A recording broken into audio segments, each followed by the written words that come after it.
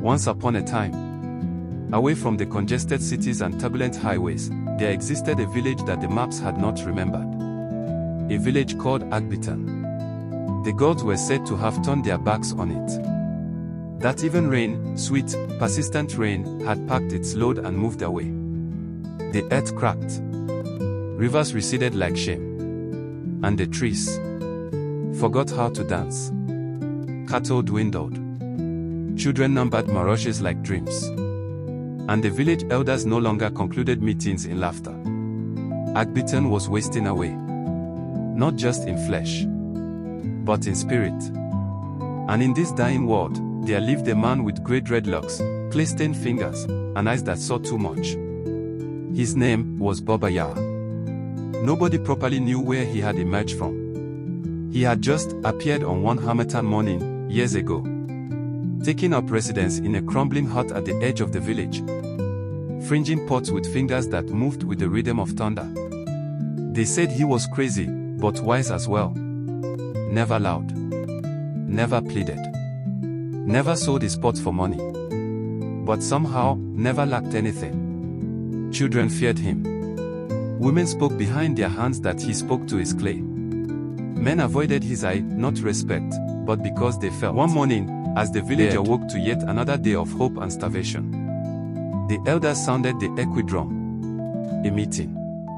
The last one of its kind. They spoke of failed rain sacrifices, of deeper wells drilled, of giving up on Agbátan altogether. Then, when the wind paused to listen, Baba Yare stood up. He hadn't spoken to such a crowd in 10 years. But now, his words sliced the stillness like a knife. Do not give up. I will go and borrow the rain. They laughed. Some gasped. Children stared, mouths agape. What was he saying? Borrow the rain. Had the sun at last scalded the last of his brain? But Baba Yare just turned and went. No sack. No cane. No water. Only a small clay jar held in his fingers. And by evening, he was gone. Day 1. He didn't return. Day 2. The wind blew. But there were no clouds. By day 3, whispers circulated in the village. Maybe the vultures ate him. Or maybe the gods finally took him away from us. Children played outside his hut, waiting for a sign. Nothing. But then, on the 4th morning, the sky changed. It started with a murmur. A distant roar. Like beating drums in the belly of heaven. Then, the clouds came. Black. Thick. Angry. Not the kind that pass by. The kind that promise. By the 6th day, the heavens rent asunder. Rain like war. Rain like drums. Rain that slapped the earth awake. The people screamed, not from fear, but from joy. They danced, they wept, they sang naked in the rain. Cups, calabashes, even hands were stretched to the heavens. And in the middle of the storm, he came back. No hat. No coat. Just that same old clay pot in his hand. But with a difference now. The pot was glowing. And though rain poured endlessly around him, not a single drop touched the clay. He went to the square, kneeled down, placed the pot gently on the ground, and said but a single sentence. Tell no one, or the sky might change its mind. And then, he turned and disappeared into his hut, and locked the door. But you see, that was only the beginning. Because the rain could have returned, but with it, something else showed up. Something darker. Something that washed. Something which recalled the death. When the rain stopped, Agbátan flourished again. The yam leaves held their heads high. The wells whispered again. And the old women began singing while cooking. It was as if the village awoke from a long dream. But there were few who noted that something was off. Too many to number. Too little to scream. Goats would not cross certain roads. The village dogs bayed at empty corners. Children said they saw shadows sucking water from the clay vessel Baba Yare had brought back. The elders did not say a word, but their silence carried weight. And then there was Baba Yare. He never came out again. Some believed he was meditating. Some said he had vanished. But little Yuzo, the orphan boy living 2 compounds away, vowed that every midnight, he heard an uncanny chant from inside Baba Yare's hut. A chant that echoed like thunder underwater. Rain borrowed his death ode. Rain borrowed his death ode.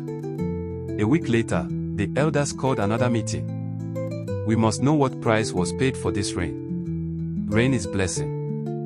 But if it comes from darkness, we'll send someone to ask Baba Yare. Let him speak. But who would go?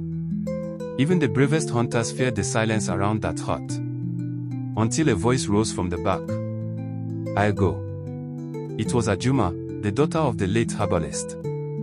Brash, sharp-witted, with no fear of spirits or stories. They tried to stop her. But she laughed, wrapped wrapper around herself tight, and walked to Baba Yare's hut. Baba, the village thanks you. But we must know. What did you trade for the rain? Silence. Then a voice, dry as rusted metal, came from within. Ali Baba Yare. I gave what I had to give. Ajuma asked. And what was that? My name. My sleep. And a promise to restore one soul. Baba Yare said so. Ajuma, wrinkling brow, asked. Who so? But no reply. Just the wind. That evening, little Ao, the palm wine tapper's son, wandered too close to the clay pot. He wanted to feel, see if it still glowed. But he never came back. No cry. No struggle. Just one muddy footprint beside the pot. And then, nothing. The following morning, the pot was still there. But Ao was gone. Now, fear was a fast disease. And in Agbátan, it ran like wildfire through dry grass. Some wanted to shatter the pot. Some blamed Baba Yare. Some grumbled about evil spirits, angry gods, bad death. But it was Ajuma who said sense first. If Baba Yare borrowed the rain, then maybe he did not borrow it from heaven. The elders breathed. The women tied their wrappers close. The hunters made the sign of the cross. But deep within, they knew that she might be right. Because it wasn't just Ao. The next 2 nights, 2 others went missing. An old woman. A crippled man. Both of whom were seen around the pot before dawn. On the 7th night, Ajuma returned. This time, Baba Yare opened his door. He looked hollow. His beard thinning. His fingers trembling. His eyes, once bright and unshaded, now filled with shadows. Ali Baba Yare spoke softly. I tried to bring life back. But I broke the rules of the sky. Ajuma replied. What did you really do? He let out a sigh. And then, he told her. He talked of a trip. They say it is to a country beyond rivers and bones, where the clouds are tied, and voices are bought like corn, where a man has to pay a portion of his soul, to crack open the jars of rain that are stored by the keepers of the hollow sky. And now, those keepers were coming for their payment. That night, in front of a gentle flame, with the pot quivering softly outside like something alive, Baba Yare finally told the truth. You think I just stumbled into the rain? No, child. I proceeded further. He explained to her that all of it began under the roots of the ube tree, a place villagers used to fear but had long forgotten. He dug by hand until the earth yawned. And then, he descended. Through tunnels that ran with names he'd never heard. Through caverns where air paused like breathing. He crawled and walked. For 3 days. No food. No water. And only a tug, a whisper, to draw him closer. On the close of the 3rd night, he came. The hollow sky. It was not a place. It was not a dream. It was in between, where the world's lost things sleep. And at the center of it all stood the keepers. They were not men nor gods. Taller than the Iroko trees, their flesh coal and ash. Eyes with rainstorms and flame. And voices that shook the bones before the ears. They said, "You ask rain, but you have no offering." He answered them, "I have myself." They replied him, "Not enough. Then take what is meaningful. My sleep, my name, my peace." He went on. But the keepers insisted, "Still not enough. Then I take a vow, a soul from my town. For the rain," he said. There was silence for a long time. Then, thunder cracked over them. And the transaction was completed. Ajuma, shocked, asked, "You, battered alive? I didn't know whom. I thought I could flee from it. I thought the gods would forget. But the keepers do not forget. They are present. They will claim one. If I do not choose, they will." Baba Yare said. Outside, the pot paused like an extra heart for the village. Some said they saw faces in it. Others spoke of hearing their names called by it in dreams. Ajuma knew. Time was running out. 3 had already vanished. But that was only the beginning. The keepers would never let up until the promised soul was delivered. The next day, Ajuma called a gathering. Not of just elders, but of all. Mothers, fathers, hunters, children. She told the truth. Every single word. How the rain had been borrowed. How Baba Yare went into the hollow sky. How a life had been given in trade. The people listened. Some screamed. Some wept. Some called Baba Yare a monster. But within, they all knew the rain was too good to come without a price. The people argue. Who will pay? Suspicion begins. Suspense holds the village in its grasp. Now came the worst of it.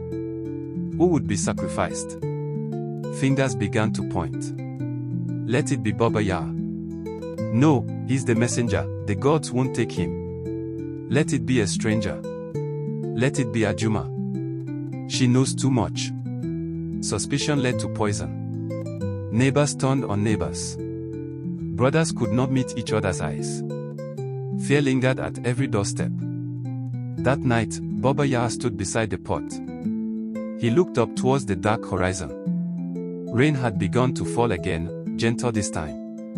Almost sorrowful. And he spoke softly. "Take me. Settle the debt with me." The pot shook.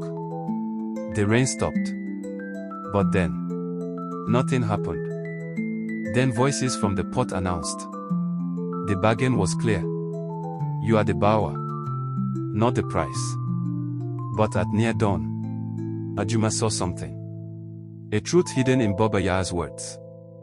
I gave my name. I made an offer of peace. But I made an offer of a soul I had no business offering. And then, she knew whom the keepers had truly come for. Not some villager at random.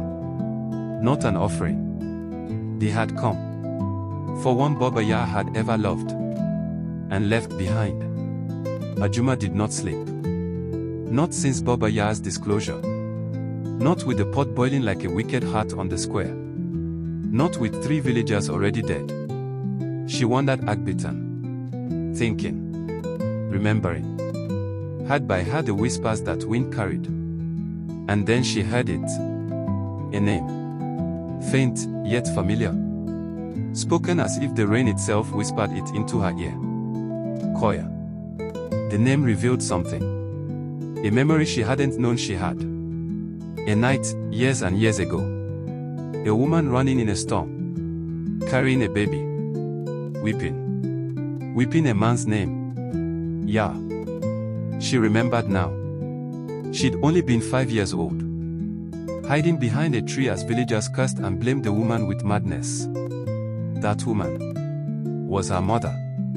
Yare. Baba Yare is my father. Reality flashed like lightning. He had left her mother before Ajuma was born. Vanished. Without notice. And now, all these years later, he had returned. Not to take back his daughter, but to trade her life for rain. At the very same time, in his heart, Baba Yare cried. He had known from the very first villager vanished. The keepers had not chosen randomly. They had followed his blood. Not her. Please, take me instead. Not my daughter. But the hollow sky keeps only the first bargain. The promised soul, it must be the delivered one. And now, time had run out.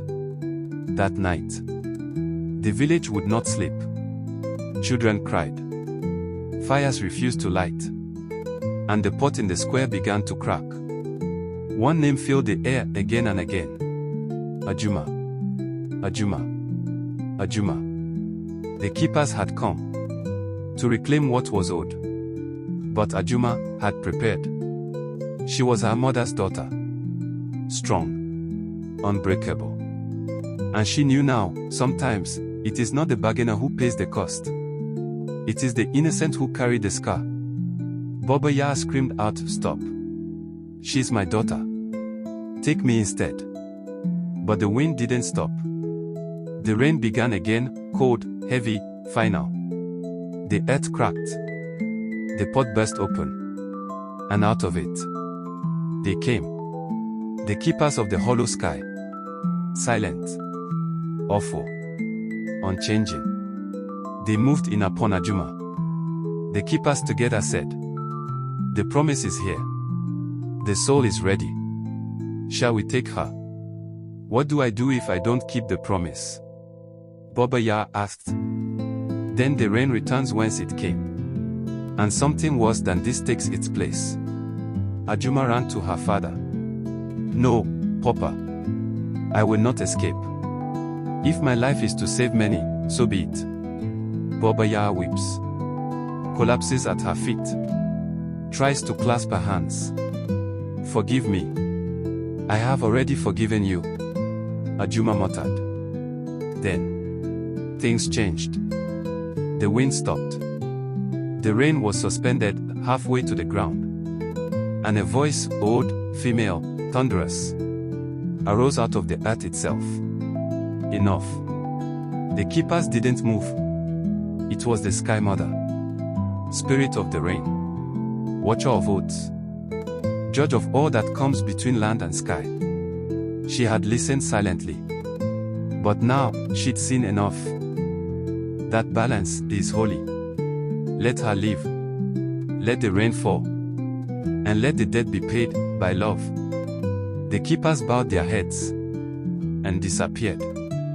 The pot cracked right in two and fell to dust. The rain continued, but now it was pure, free. Baba Yare held his daughter tightly, tearfully. A soul had been saved. A lesson had been carved into Agbátan forever. And above them, the clouds drifted gently, like a mother putting her children to bed. Morning broke like a gentle apology. No thunder. No wind. Only the distant song of birds. And the village's sigh of rebirth. The clay pot that sat in the town square was lost. Brought down to dust, dispersed by the rain. The sky had given up its offering. But left a deeper one. Silence. A silence that questioned. What now? Baba Yare spoke little in the following days. He sat with Ajuma under the same tree where his journey had begun. Hands dusty from clay again. But this time, creating nothing. He did not need to. The village saw him now. Not just as a strange old fellow, but as something far more. A man who gave everything and asked for nothing. The elders in council said, "Ole Baba Yare, we judge you too harshly. The rains have come back. The people are alive. We owe you more than we can say."